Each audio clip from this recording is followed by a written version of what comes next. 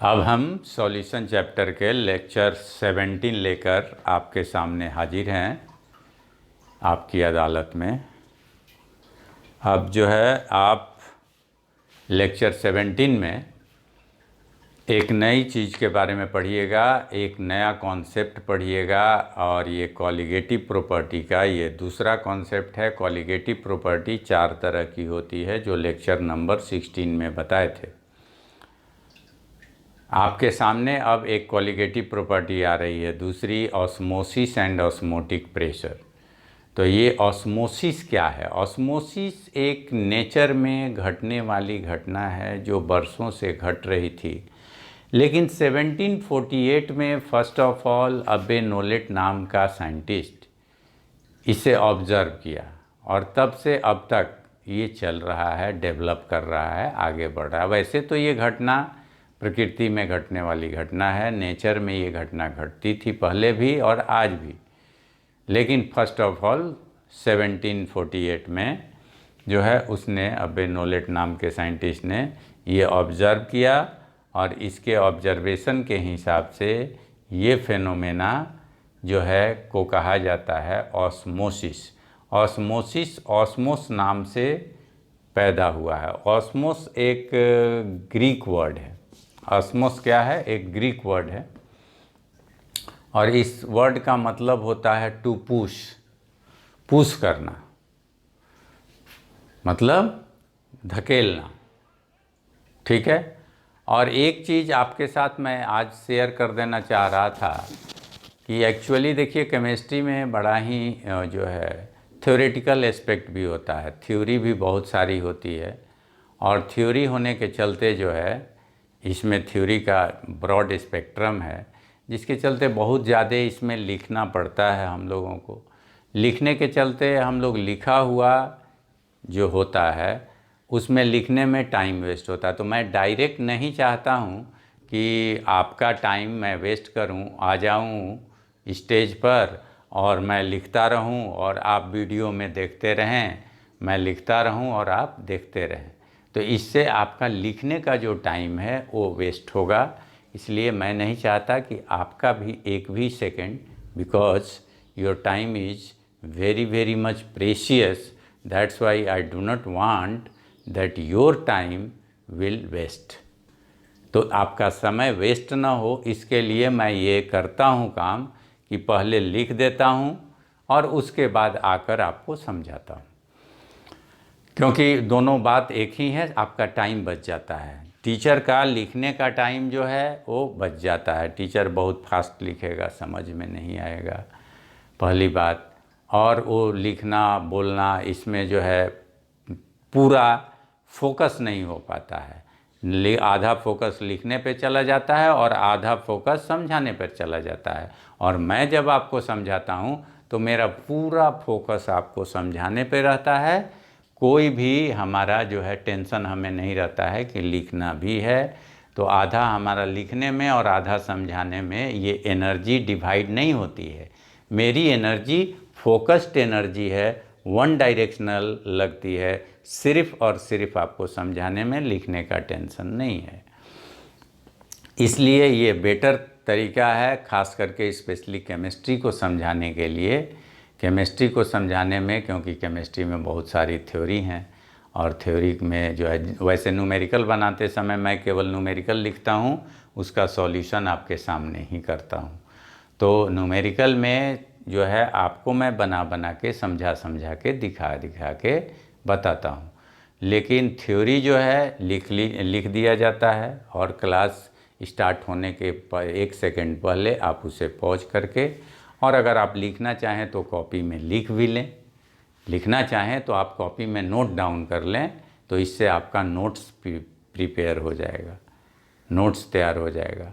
और यहाँ लिखा हुआ चीज़ को मैं आपको समझाते चला जाता हूँ वन बाय वन।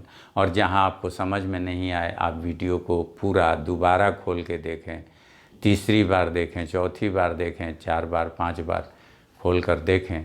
और जहाँ कहीं भी किसी भी तरह का प्रॉब्लम हो समझ में आने में, उसको आप कमेंट बॉक्स में लिखें कि हमें यहाँ ये चीज़ समझ में नहीं आई। पूरा का पूरा टॉपिक नहीं लिखेंगे, उससे काम नहीं चलेगा। इसका मतलब आप पढ़ नहीं रहे हो, आप ध्यान नहीं दे रहे हो। आपको कहीं किसी पॉइंट में कहीं दिक्कत हो समझने में, उसको पहले खुद 3 बार 4 बार उस वीडियो को खोल के रिपीट करोगे तो हो सकता है वो चीज़ समझ में आ जाए, क्योंकि मैं एक एक चीज़ को तोड़ तोड़ के बोल बोल के समझाता हूँ। तो इसलिए उस पॉइंट पर आपका ध्यान नहीं गया होगा। आप दूसरी बार रिपीट करोगे, 3rd टाइम रिपीट करोगे, 4th टाइम रिपीट करोगे तो उस बात पर ध्यान जाएगा और आपको समझ में आ जाएगी। यानी वीडियो को आप एक बार ना देखकर 2, 3, 4, 5, 6, 10 बार देखें, और देखने के बाद आप जो है जहाँ समझ में नहीं आया है वो चीज़ आपको समझ में आ जाएगा। ये कॉन्सेप्ट है समझने का, इसलिए इसमें आप इस तरह से काम करें। अब ऑस्मोसिस क्या है? तो ऑस्मोसिस जो है, ऑस्मोस वर्ड से आया था, ये ग्रीक वर्ड है। ऑस्मोस जो है का मतलब होता है टू पुश, यानी धक्का देना, इधर से धक्का देके उस तरफ पहुंचाना, यही होता है इसका मीनिंग। और इस प्रोसेस में आखिरकार फाइनली होता क्या है? तो इस प्रोसेस में फाइनली होता ये है कि सोल्वेंट मॉलिक्यूल एक तरफ से दूसरी तरफ पास करता है। सोल्वेंट मॉलिक्यूल एक साइड से दूसरे साइड पास करके जाता है, और एक साइड से जब वो दूसरे साइड पास करके जाता है तो जाने का जो उसका तरीका होता है वो ज़रा यूनिक है। ये फिगर भी बनाएंगे, मैं एक फिगर बनाता हूँ क्योंकि समझाने वाला मेन पार्ट तो यही है। तो मैंने आपको कहा कि मैं समझाने वाला सारा पार्ट मेंशन करते चलता हूँ। देखिए, एक इस तरह का मान लीजिए आपके पास एक कंटेनर है और बीच में जो है एक सेपरेटर लगाइए, एक सेपरेशन लगाइए। और ये सेपरेशन जो है, एक कोई चीज़ मत लगा दीजिएगा, बीच में सेपरेशन कीजिए। सेपरेटर क्या रहेगा? सेपरेशन करने वाला SPM होना चाहिए, SPM। SPM कहते हैं semi permeable membrane. Semi permeable membrane क्या है भाई? सेमी परमिएबल मेम्ब्रेन आखिर क्या है? तो सेमी परमिएबल मेम्ब्रेन जो है ये एक तरह का मेम्ब्रेन है जो कि एक सॉल्वेंट मॉलिक्यूल को अपने से पास करने के लिए अलाउ करता है, जिसकी चर्चा या तो इसी लेक्चर में आगे हो जाएगी या फिर नेक्स्ट लेक्चर में होगी कि आखिर सेमी परमिएबल मेम्ब्रेन है क्या। इसके बारे में स्पेशली अलग से पढ़ाया जाएगा, या तो लेक्चर नंबर 17 में, और नहीं तो इसमें नहीं हो सका तो 18 में। तो जो है SPM सेमी परमिएबल मेम्ब्रेन लगा देंगे और तब आप इधर एक सॉल्यूशन लेंगे। सॉल्यूशन मान लीजिए 1 है और इधर एक सॉल्यूशन लेंगे, सॉल्यूशन 2 है, और इधर जो है भर देंगे सॉल्यूशन 1। हाँ, ये एक बात ज़रूर ध्यान देंगे कि दोनों का कंसंट्रेशन बराबर नहीं होना चाहिए, दोनों का कंसंट्रेशन इक्वल नहीं होना चाहिए, ठीक है। दोनों का कंसंट्रेशन डिफरेंट रहना चाहिए, तभी आपका काम होगा। तो अगर मान लीजिए कि इसका कंसंट्रेशन C1 है और इसका कंसंट्रेशन C2 है, अगर C1 लेस देन C2 है तो C1 के तरफ से सॉल्वेंट मॉलिक्यूल पास करके C2 में जाएंगे। ये हुआ मान लीजिए A और ये हुआ B। A का कंसंट्रेशन कितना है आपने क्या बताया? C1। B का कंसंट्रेशन कितना है? C2। अगर A से सॉल्वेंट B में पास करे, और वो भी किसके माध्यम से? सेमी परमिएबल मेम्ब्रेन के माध्यम से, तो इसी प्रोसेस को कहते हैं ऑस्मोसिस। ऑस्मोसिस। और ये जब भी पास करेगा सॉल्वेंट मॉलिक्यूल पास करेगा। कौन पास करेगा? सॉल्वेंट मॉलिक्यूल पास करेगा। सॉल्वेंट यानी अगर एज्यूम कीजिए कि एक तरफ शुगर एंड वाटर का सॉल्यूशन है, शुगर वाटर का दोनों तरफ सॉल्यूशन है, ये फीका सॉल्यूशन है और ये गाढ़ा सॉल्यूशन है, तो फीका में से गाढ़े के तरफ पानी पास करेगा, न कि शुगर पास करेगा, ध्यान रहे। फीका में से गाढ़ा सॉल्यूशन में वाटर पास करेगा, न कि शुगर पास करे। तो इसलिए फीके सॉल्यूशन से गाढ़े सॉल्यूशन में वाटर मॉलिक्यूल्स पास करेंगे, और इसी फेनोमेना को हम लोग कहते हैं क्या? ऑस्मोसिस। तो the passing of solvent molecule from lower concentrated solution to the higher concentrated solution is known as osmosis. But this passing must be through SPM, semi permeable membrane. तो जो है इस तरह से सेमी परमिएबल मेम्ब्रेन के through आपका solvent molecule lower concentration से higher concentration के तरफ फ्लो करेगा। अब एक काम और कर सकते हैं, आप ये भी तो कह सकते हैं, ये जो है ये पासिंग तो हो गई, एक ऐसा कर सकते हैं कि आप इस तरफ ये SPM ले लें, इस तरफ प्योर पानी ही ले लें, वाटर ले लें, और इस तरफ आप सॉल्यूशन ले लें, इस तरफ सॉल्यूशन ले लें शुगर एंड वाटर का, और इधर सिर्फ वाटर ले लें, तो यहाँ भी काम होगा। किधर से किधर जाएगा? तो प्योर वाटर है तो इसका तो कंसंट्रेशन 0 है, इसमें तो शुगर है ही नहीं, और इसमें शुगर के साथ वाटर भी है, तो शुगर वाटर दोनों है तो ये गाढ़ा हो गया, और इसमें सिर्फ वाटर है तो एकदम फीका हो गया, इसमें तो एकदम ही शुगर नहीं है। तो इस केस में इधर से आपका सॉल्वेंट यानी वाटर इधर जाएगा, यानी वाटर और सॉल्वेंट और सॉल्यूशन को अलग कीजिएगा तो सॉल्वेंट SPM से होते हुए सॉल्यूशन के तरफ आएगा, सॉल्वेंट SPM से होते हुए किसके तरफ आएगा? सॉल्यूशन के तरफ आएगा। और इस प्रोसेस को हम लोग क्या कहते हैं? ऑस्मोसिस कहते हैं। यही है ऑस्मोसिस, और यही ऑस्मोसिस आपके पेट में भी होती है, प्लांट्स में भी होती है, सभी जगह होती है, बहुत सारे जगहों पर ऑस्मोसिस होते रहती है, और ऑस्मोसिस के माध्यम से ही प्लांट्स एंड एनिमल इस धरती पर सरवाइव करते हैं, वरना वे सरवाइव नहीं कर पाते।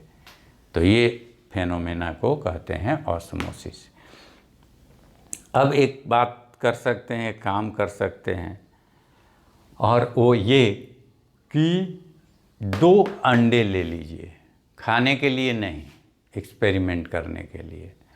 खाने के चक्कर में तो आप रहते ही हैं कि खाने को मिल जाए, अंडा मिल जाए, डंडे मिल जाए। तो जो है 2 अंडे ले लीजिए, और दोनों अंडों का जानते ही, अंडा तो आप लोग देखे ही होंगे, 2 अंडे, संडे हो या मंडे रोज़ खाओ अंडे, दैट इज़ 2 अंडे। दोनों अंडे के बाहर का आउटर सेल कैल्शियम कार्बोनेट का बना होता है। आप बाहर का हार्ड सेल देखे हुए हो, हार्ड सेल जो होता है ना, बाहर का हार्ड सेल, वो कैल्शियम कार्बोनेट का बना होता है। तो इसलिए, और उसके अंडा का स्थिति आपको मैं बता देता हूँ। देखिए, बीच में एक येलो पार्ट रहता है, उसे योक कहते हैं। उसके बाहर पानी जैसा पार्ट रहता है, लिक्विड टाइप का, वो सॉल्यूशन है, ठीक है ना, वो सॉल्यूशन रहता है। उसके बाद एक झिल्लीदार SPM, सेमी परमिएबल मेम्ब्रेन रहता है, ठीक है। कभी कभी अंडा कुछ कम बॉयल होता है, उसको पीट के ऐसे ऐसे करके, ऐसे ऐसे करके उसको छीलते हैं, तो एक लरलरा, लसलसा, झिल्लीदार चीज़ छूट जाता है, जिसे हम लोग सेमी परमिएबल मेम्ब्रेन कहते हैं। तो ये सेमी परमिएबल मेम्ब्रेन एक अंडे के अंदर रहता है, और उस सेमी परमिएबल मेम्ब्रेन के बाहर कैल्शियम कार्बोनेट का हार्ड सेल रहती है। तो 4 पार्ट हो गया अंडा का, सबसे बाहर कैल्शियम कार्बोनेट का हार्ड सेल, उसके अंदर सेमी परमिएबल मेम्ब्रेन, और उसके अंदर सॉल्यूशन, वाइट कलर का लिक्विड सॉल्यूशन जो गड़ा और लरलर होता है, और उसके अंदर येलो कलर का जो है बीच में पार्ट होता है, जिसे योक कहते हैं हम लोग, वो होता है जो हाईली प्रोटीनस होता है, वो रहता है।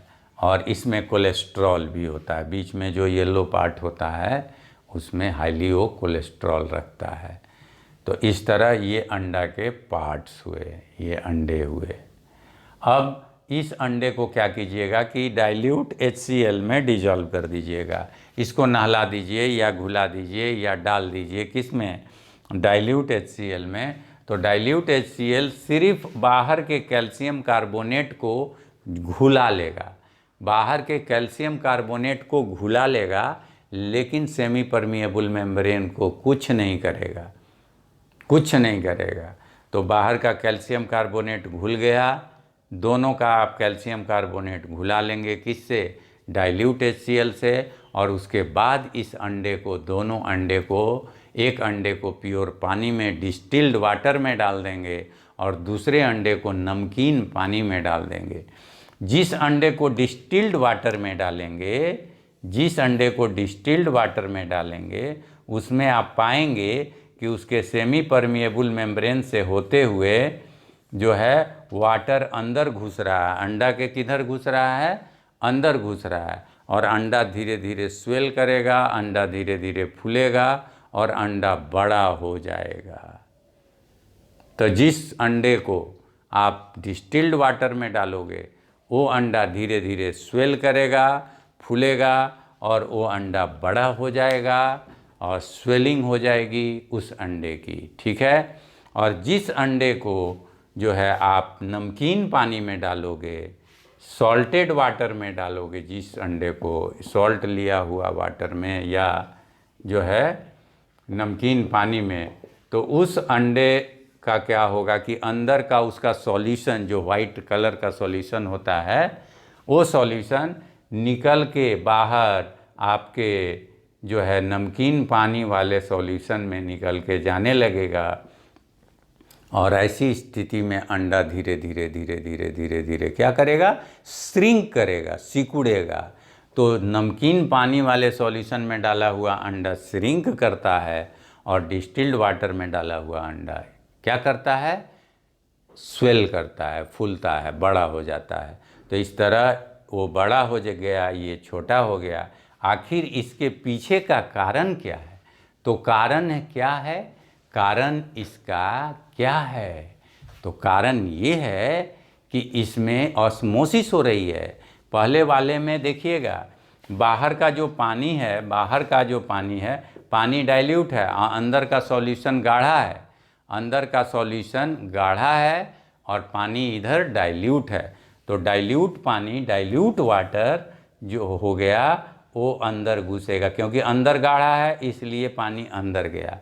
और नमकीन पानी के सॉल्यूशन में लिए थे तो नमकीन पानी गाढ़ा है और अंदर का सॉल्यूशन फीका है, इसलिए अंडा का पानी बाहर आ गया, अंडा का पानी बाहर आ गया, एक का वाटर बाहर आ गया, क्योंकि बाहर का सॉल्यूशन गाढ़ा है। तो वाटर किधर मूव करता है, गाढ़ा के तरफ मूव करता है, फीका से गाढ़े के तरफ मूव करता है। तो अगर अंडे के अंदर फीका है और बाहर गाढ़ा है तो अंदर का पानी बाहर जाएगा, अगर अंदर गाढ़ा है और बाहर फीका है तो बाहर का पानी अंदर जाएगा। इस तरह ये ऑस्मोसिस होती है। ऑस्मोसिस एंड डिफ्यूजन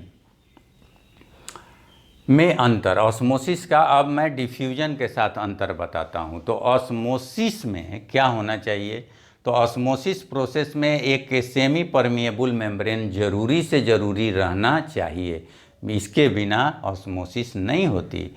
लेकिन डिफ्यूजन में ऑस्मोसिस के बिना भी जो है, ये SPM के बिना भी डिफ्यूजन होता है, SPM के बिना भी डिफ्यूजन चलते रहता है, होते रहता है, उसमें कोई दिक्कत नहीं आती है। ये केस है। अब जो है डिफ्यूजन तो आप जानते ही हैं, गैस में पढ़े थे, एक गैस का दूसरे गैस से मिल जाना। चीनी को पानी में डाले, चीनी पूरे पानी में मिक्स कर गया, घुल गया, तो इसको डिफ्यूजन कहते हैं। तो SPM में सिर्फ सोल्वेंट मॉलिक्यूल ही, ऑस्मोसिस में सिर्फ सोल्वेंट मॉलिक्यूल ही जो है पास करता है, सॉल्यूट पास नहीं करता है। लेकिन आपके डिफ्यूजन में सॉल्यूट और सोल्वेंट दोनों एक दूसरे में जाते हैं। सॉल्वेंट सॉल्यूट में, सॉल्यूट सॉल्वेंट में, दोनों एक दूसरे में आते जाते रहते हैं। इसमें आने जाने में नो रोक टोक, इसमें रोक टोक है। ऑस्मोसिस में सिर्फ सॉल्वेंट मॉलिक्यूल ही पास करके जा सकता है। कहाँ पे? सॉल्यूशन में, गाढ़ा सॉल्यूशन में। इसमें जो है ये process osmosis higher concentration to lower concentration होती है। हायर कंसंट्रेशन से लोअर कंसंट्रेशन, यानी कि जो है ये जो है lower concentration to higher concentration होती है आपको जो है ऑस्मोसिस, जबकि डिफ्यूजन इसके उल्टा हायर टू लोअर कंसंट्रेशन होती है। ये कहने का मतलब कि ये जो है फीका, लोअर कंसंट्रेशन मतलब फीका सॉल्यूशन और हायर कंसंट्रेशन मतलब गाढ़ा सॉल्यूशन। तो फीका सॉल्यूशन में से गाढ़े सॉल्यूशन में पास करके जाता है कौन? सॉल्वेंट। फीका से किस में पास करके जाता है? गाढ़े में जाता है सॉल्वेंट पास करके ऑस्मोसिस में। लेकिन डिफ्यूजन में गाढ़े से फीका में आता है, यानी कि डिफ्यूजन हायर टू लोअर होता है, जबकि ये लोअर टू हायर होता है। ये जो है सिर्फ सॉल्यूशन में, ऑस्मोसिस फेनोमेना सिर्फ सॉल्यूशन में जो है होगी, सिर्फ सॉल्यूशनों में देखी जाती है, जबकि डिफ्यूजन सॉल्यूशन में भी होती है और गैस में भी होती है। और आप ऑस्मोसिस प्रोसेस को आप चाहो तो रोक सकते हो। ऑस्मोसिस को चाहो तो रोक भी सकते हो और रिवर्स भी कर सकते हो, उल्टा भी कर सकते हो। या तो आप चाहो तो रोक लो या चाहो तो इसे उल्टा कर लो, तो दोनों काम किया जा सकता है। इट में बी स्टॉप्ड और इट में बी रिवर्स, जो कि आगे हम डिस्कस करेंगे इस टॉपिक में। और ये प्रोसेस जो है न रिवर्स किया जा सकता है और न ही इसे स्टॉप किया जा सकता है। ठीक है, तो ये चीज़ हुआ डिफ्यूजन और ऑस्मोसिस में डिफरेंस।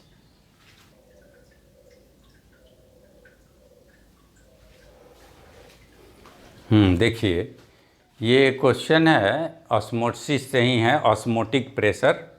ऑस्मोटिक प्रेशर ऑस्मोसिस से रिलेटेड ऑस्मोटिक प्रेशर होता है।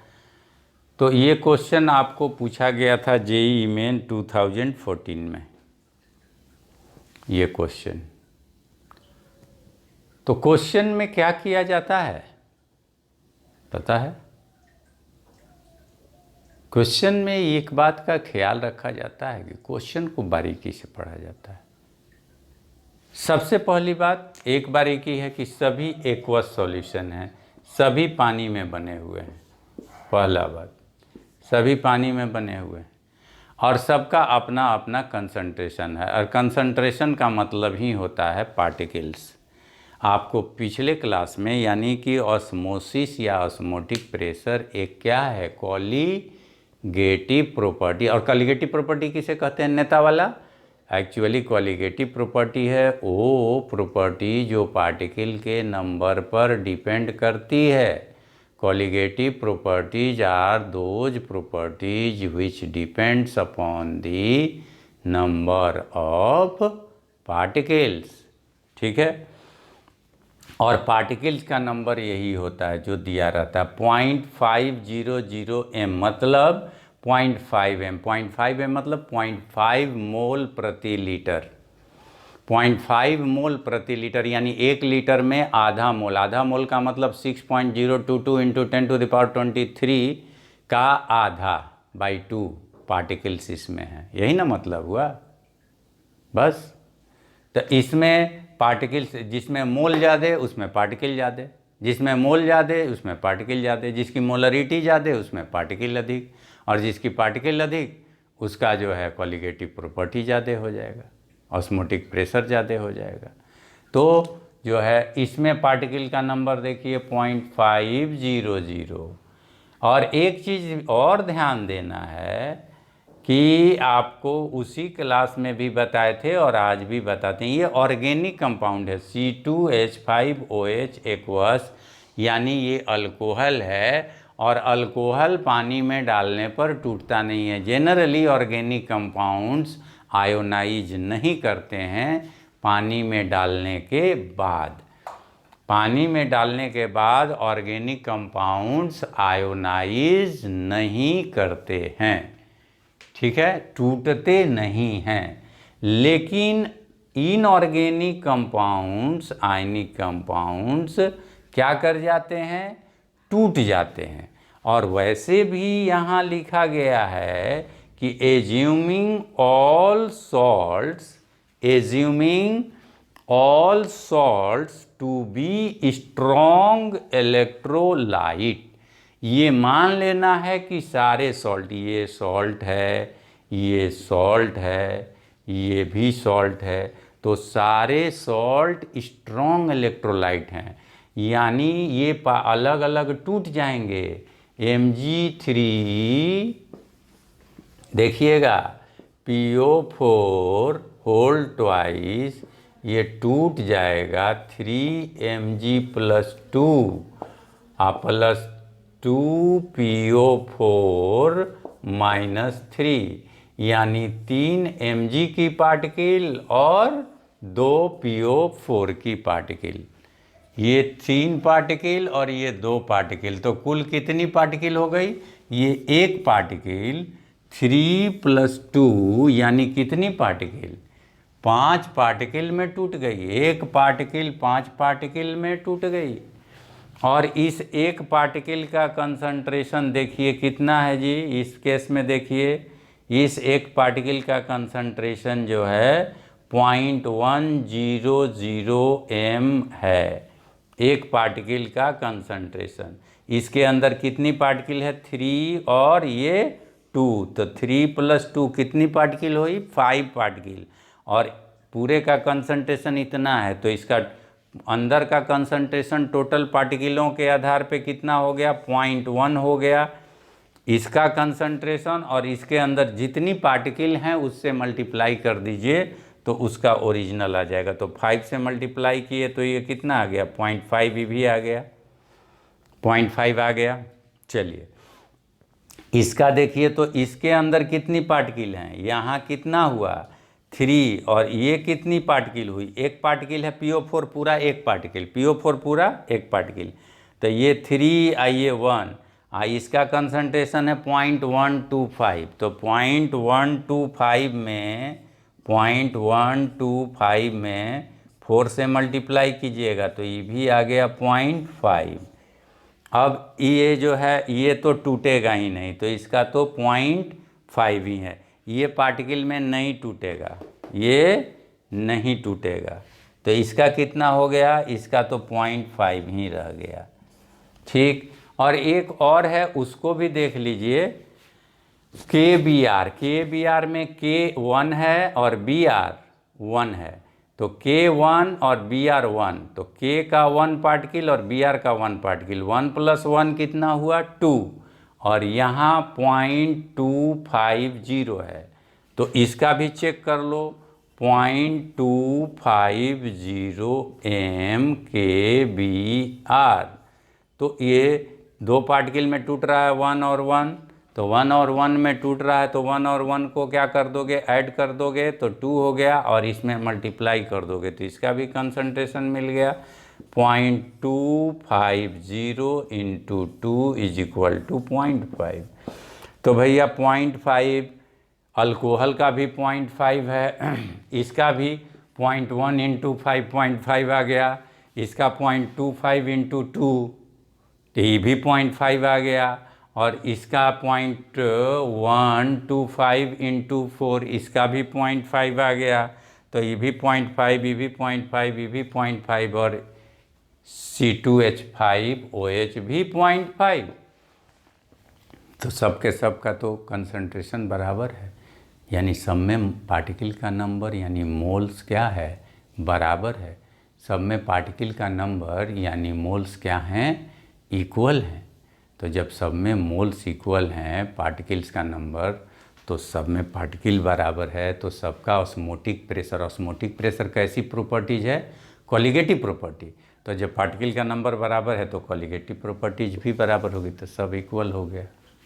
ठीक है, ओके, सी यू।